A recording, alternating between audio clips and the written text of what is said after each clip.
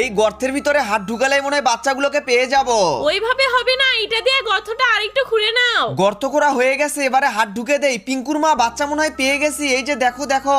আরে বাহ, অনেক সুন্দর বাচ্চা। ভিতরে দেখো আরো আছে মনে হয়। এই তো 2টা বাচ্চা পেয়ে গেছি, এগুলোকে রেখে আসি। পিঙ্কুর বাবা এদিকে আসো তাড়াতাড়ি। কই কই, কি হলো আবার ওখানে?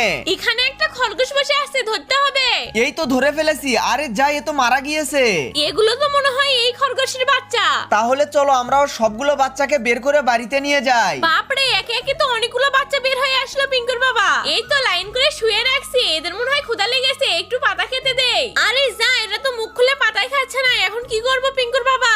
বুঝতে পেরেছি, তার মানে এদেরকে এখন দুধ খাওয়াতে হবে। যাই, গুলুর ওখান থেকে একটু দুধ বের করে আনি। হ্যাঁ, ভালো করে দুধ বের করো, আমি ভিডিও করে রাখতেছি। কিন্তু এখন সবাইকে ধরে এক এক করে দুধ খাওয়াই দিতে হবে। আমি এদিকে খরগোশের বাচ্চাগুলোর জন্য কাঠ দিয়ে একটা ঘর তৈরি করি। বেচারাগুলো থাকবে কই? আরে বাহ, দুধ খেয়ে কি শক্তি বেড়ে গেল নাকি? এই তো আমার ঘর বানানো হয়ে গেছে। পিঙ্কুর মা, ওদেরকে তাড়াতাড়ি নিয়ে আসো। শোন, তোরা সবাই এখন থেকে এই নতুন ঘরেই থাকবি, আর কোনো দুষ্টামি করবি